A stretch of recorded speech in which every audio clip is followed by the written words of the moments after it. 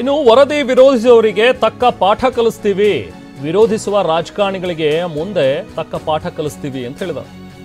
ಬೆಂಗಳೂರಿನಲ್ಲಿ ಟಿವಿ9 ಜೊತೆಗೆ ಮಾತನಾಡುವಂತಹ ರಾಮಚಂದ್ರಪ್ಪ ಅವರು ಕೊಟ್ಟಿರುವಂತಹ ಹೇಳಿಕೆ. ಯಾರ್ಯಾರು ವರದಿ ವಿರೋಧಿಸ್ತಾ ಇದಾರಲ್ಲ ಅವ್ರು ಯಾವ ನಾಯಕರನ್ನು ಕೂಡ ಬೆಂಬಲಿಸೋದಿಲ್ಲ, ಇವರಿಗೆ ತಕ್ಕ ಪಾಠ ಕಲಿಸ್ತೀವಿ ಅಂತೇಳಿ ಒಕ್ಕೂಟದ ಪ್ರಧಾನ ಸಂಚಾಲಕರಾಗಿರುವಂತಹ ರಾಮಚಂದ್ರಪ್ಪ ಅವರು, ಇದು ಶೋಷಿತ ಸಮುದಾಯ ಒಕ್ಕೂಟ ಏನಿದೆಯಲ್ಲ ಅದರ ಪ್ರಧಾನ ಸಂಚಾಲಕರು. ನಾವು ಪ್ರತಿನಿಧಿ ಅನಿಲ್ ಅವ್ರ ಜೊತೆಗೆ ಮಾತನಾಡಿದ್ದಾರೆ, ಬನ್ನಿ ನೋಡೋಣ. ಈಗ ಈ ಒಂದು ಜಾತಿ ಗಣತಿ ಅವೈಜ್ಞಾನಿಕ ಅನ್ನೋ ಚರ್ಚೆ ಕೇಳಿಬರ್ತದೆ, ಸಮುದಾಯಗಳಿಂದಲೂ ಕೇಳಿಬರ್ತದೆ, ವಿಪಕ್ಷಗಳಿಂದ ಕೂಡ ಕೇಳಿಬರ್ತಾ ಇದೆ. ಏನು ಹೇಳ್ತೀರಿ ತಾವು ಅಂತ? ಅವೈಜ್ಞಾನಿಕ ಅಂತಂತಂದರೆ ಅದು ಇನ್ನೂ ಹೊರಗಡೆನೆ ಬಂದಿಲ್ಲ. ಹೊರಗಡೆನೆ ಬರದೇ ಇರೋದನ್ನು ಅವೈಜ್ಞಾನಿಕ ಅಂತ ಹೆಂಗೆ ಹೇಳೋಕ್ಕಾಗ್ತದೆ? ಅದು ಹೇಳೋದು ತಪ್ಪು, ಅದು ಸುಳ್ಳು. ಅದು ವೈಜ್ಞಾನಿಕವಾಗಿ ಆಗಿದೆ. ಈಗ ಬೇರೆ ರಾಜ್ಯಗಳಲ್ಲೆಲ್ಲ ಮಾಡಿದ್ದಾರೆ, ಅದಕ್ಕಿಂತ ಅತ್ಯುತ್ತಮವಾದಂತಹ ಒಂದು ಸಮೀಕ್ಷೆ ಕರ್ನಾಟಕದಲ್ಲಿ ನಡೆದಿದೆ. ಹಾಗಾಗಿ ಆ ಹೇಳುವಂಥವ್ರೇನಾದರೂ ಓದಿದರೆ, ಅದನ್ನು ನೋಡಿದರೆ ಅವ್ರು ಹೇಳಲಿ, ನಾವು ಒಪ್ಕೊಳ್ಳೋಣ. ಇನ್ನು ನಾವು ಯಾರು ನೋಡಲೇ ಇಲ್ಲ.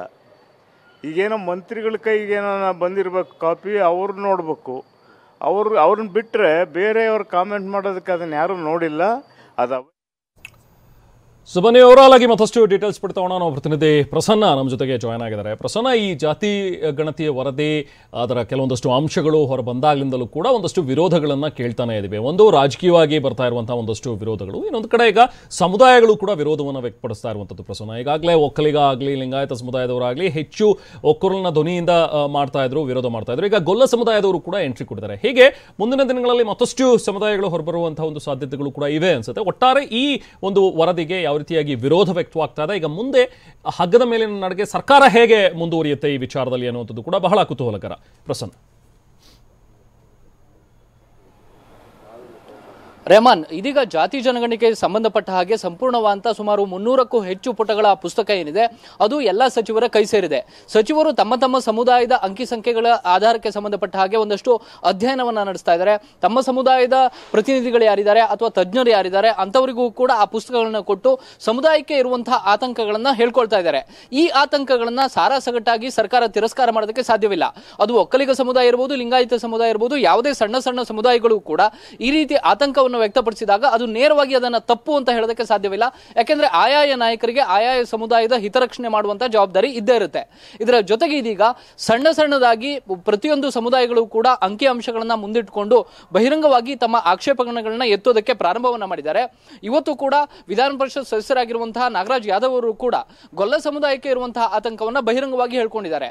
ಅದು ಕ್ಯಾಟಗರಿಗೆ ಸೇರಿಸಲಿಕ್ಕೆ ಸಂಬಂಧಪಟ್ಟ ಹಾಗೆ ಅವರು ತಮ್ಮ ಆಕ್ಷೇಪಣೆಗಳನ್ನ ಸಲ್ಲಿಸಿರುವಂಥದ್ದು. ಒಂದು, ಯಾದವ ಮತ್ತು ಗೊಲ್ಲ ಸಮುದಾಯ ಒಂದೇ ಸಮುದಾಯ, ಒಂದೇ ಜಾತಿ, ಹೀಗಿದ್ದು ಕೂಡ ಅದನ್ನ ಕ್ಯಾಟಗರಿ ವೈಸ್ ಬೇರೆ ಬೇರೆ ರೀತಿಯಲ್ಲಿ ವಿಂಗಡಣೆ ಮಾಡಿರುವಂಥದ್ದು ಎಷ್ಟು ಸರಿ ಅನ್ನುವಂತಹ ಒಂದು ಪ್ರಶ್ನೆಯನ್ನ ಎತ್ತಲಾಗ್ತಾ ಇದೆ. ಇದರ ಜೊತೆಗೆ ಇನ್ನೊಂದು ಪ್ರಮುಖವಾಗಿ ನಾಯಕರಿಗೆ ಕಾಡ್ತಾ ಇರುವಂಥದ್ದು, ಹಿಂದುಳಿದ ವರ್ಗಗಳನ್ನ ಕ್ಯಾಟಗರಿಯಲ್ಲಿ ಬೇರೆ ಬೇರೆ ರೀತಿಯಲ್ಲಿ ವಿಂಗಡಣೆ ಮಾಡಿರುವಂಥದ್ದು ಒಂದು ಅಂಶ. ಆದ್ರೆ ಇನ್ನೊಂದು ಕೆನೆಪದರವನ್ನ ಇಲ್ಲಿ ಅಳವಡಿಸಬೇಕು ಅಂತ ಹೇಳಿ ಕೂಡ ಜಾತಿ ಜನಗಣತಿಯ ಸಮೀಕ್ಷೆಯ ಶಿಫಾರಸನ್ನ ಮಾಡಲಾಗಿದೆ. ಕೆನೆಪದರ ಅಂತಂದ್ರೆ ಯಾರು ಕಳೆದ ಹಲವಾರು ವರ್ಷಗಳಿಂದ ಮೀಸಲಾತಿಯನ್ನ ಪಡಿತಾ ಇದ್ದಾರೆ, ಆದ್ರೆ ಆರ್ಥಿಕವಾಗಿ ಅವರು ಒಂದು ಹಂತದಲ್ಲಿ ಉತ್ತಮ ಸ್ಥಿತಿಯನ್ನ ಪಡಿತಾರೆ. ಉತ್ತಮ ಸ್ಥಿತಿಯಲ್ಲಿದ್ದಾಗಲೂ ಕೂಡ ಈ ಹಿಂದುಳಿದ ವರ್ಗದ ಅಥವಾ SC/ST ಸಮುದಾಯದ ಮೀಸಲಾತಿಯನ್ನ ಪಡಿತಾ ಇರ್ತಾರೆ. ಈ ರೀತಿ ಇರುವಂತವ್ರನ್ನ ಕೆನೆಪದರ ಅಂತ ಹೇಳಿ ಗುರುತಿಸಿ ಅವ್ರನ್ನ ಜನರಲ್ ಕ್ಯಾಟಗರಿಗೆ ಶಿಫ್ಟ್ ಮಾಡಬೇಕು ಅನ್ನುವಂಥದ್ದು. ಇದರ ಬಗ್ಗೆಯೂ ಕೂಡ ಇದೀಗ ನಾಯಕರಿಗೆ ಸಾಕಷ್ಟು ಆಕ್ಷೇಪಗಳಿದಾವೆ. ಏಪ್ರಿಲ್ 17ನೇ ತಾರೀಕಿನಿಂದ ನಡೆಯುವಂತಹ ಸಚಿವ ಸಂಪುಟ ಸಭೆಯಲ್ಲಿ ಈ ಎಲ್ಲ ವಿಚಾರಗಳು ಕೂಡ ಚರ್ಚೆಗೆ ಬರುವಂತಹ ಸಾಧ್ಯತೆಗಳಿದಾವೆ. ಸರ್ಕಾರಕ್ಕೆ ಒಂದು ರೀತಿಯಲ್ಲಿ ಪರಿಸ್ಥಿತಿ ಎದುರಾಗುವಂತ ಸಾಧ್ಯತೆಯೂ ಕೂಡ ತಳ್ಳಿ ಹಾಕುವ ಹಾಗಿಲ್ಲ. ರೆಹಮಾನ್, ಖಂಡಿತ. Thank you Prasanna.